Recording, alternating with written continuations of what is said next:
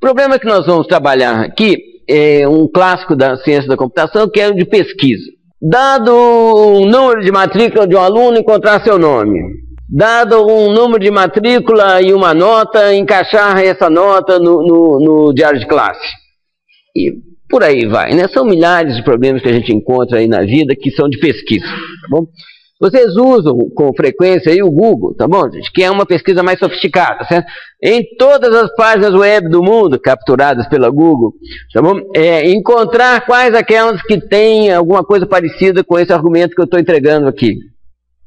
Bom, é isso que a pesquisa do Google faz. Bom, aqui é mais ou menos a mesma coisa, só que é um caso bem mais simples. Nós vamos verificar se uma coisa está presente numa tabela, e essa coisa a gente chama de chave, certo? A chave procurada está presente na tabela.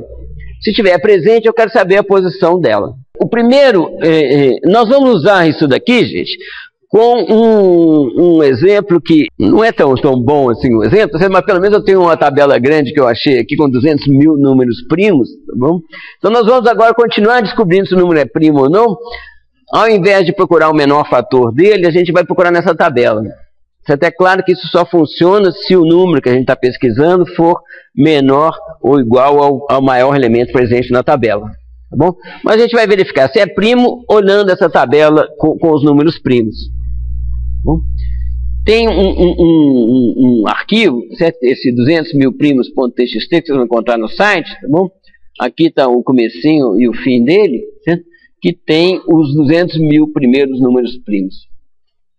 Então nós vamos fazer o seguinte: a pessoa fala um número, a gente sai pesquisando nessa tabela de 200 mil posições, tá bom? Para ver se ele estiver presente, é primo. Se não estiver ausente, não é primo. O que pode ser uma conclusão errada se ele excedeu o maior número da tabela. Então a gente quer fazer um programa que fica lendo números e testando se é primo ou não, através de pesquisa nessa tabela. E o primeiro algoritmo de pesquisa que nós vamos ver chama-se pesquisa sequencial. O que é uma pesquisa sequencial, gente? Você tem uma tabela e uma chave que você está procurando. Você compara com o primeiro elemento, com o segundo, com o terceiro, com o quarto, com o quinto, achou, pronto, achou. Ou então você chega até o 80º elemento, não achou, ele não faz parte da tabela. Bom, você vai comparando sequencialmente os elementos da sua tabela com a chave que você está procurando e pode encontrar ou pode não encontrar. Então aqui está um algoritmo para fazer isso aqui, de pesquisa sequencial. Vocês reparem, os argumentos são a chave e a tabela. Aqui, ó, essas duas primeiras linhas são só para achar o número de elementos na tabela. Tá? Usei size e multipliquei o número de linhas por número de colunas. Aqui eu faço P igual a 1 e entro num loop aqui. Esse loop ou se eu encontrar um elemento na tabela igual à chave, ou se eu passar do tamanho da tabela. Então, quando eu saio do loop, eu vou descobrir aqui por qual das duas razões que ele parou. Se o P for maior do que o N, quer dizer que o elemento não se encontra na tabela. Para eu informar isso, para quem estiver utilizando essa função, eu estou usando essa convenção aqui. Eu vou retornar o valor menos 1 quando o elemento não constar da tabela. Tá bom, gente? Alguma dúvida aqui? É muito simples o algoritmo. Compara com o primeiro, com o segundo, com o terceiro. Pode acontecer duas coisas. Ou chegou no fim e não encontrou, ou encontrou. Aqui está um programa igualzinho àquele ele fica lendo números, tá bom? Está verificando se é primo o número ou não, tá bom? E mede também o tempo que foi gasto para isso daqui. Ele lê primeiro aqui, ó, nesses comandos aqui, ele lê a tabela com os números primos. Então, rodando isso daqui, ó, aqui está o arquivo 200 com os 200 mil primeiros números primos.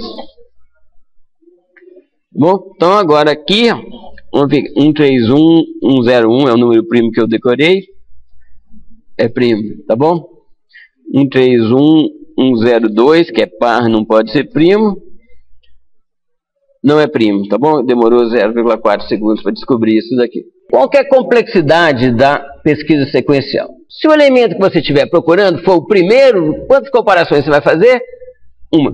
Se ele for o último, N. Tá bom? Se ele for o do meio certinho, N sobre 2. Se ele for 1/3, N sobre 3. Tá bom? Se ele não estiver na tabela, N.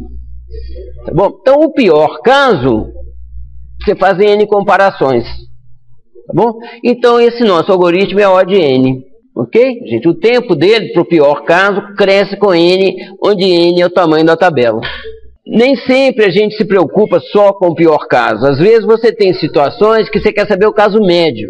O caso médio, você depende ainda de conhecimento sobre como que o algoritmo vai ser usado.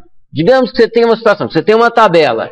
Você só vai procurar por chaves presentes na tabela. E as chaves que você vai procurar têm probabilidade igual de aparecerem. Então você vai fazer uma para você sortear o primeiro, vai fazer duas para sortear o segundo. Em média, você vai fazer N sobre duas comparações. Tá bom? Mas quando a gente fala a complexidade de um algoritmo, você está se referindo ao pior caso, então ele é O de N.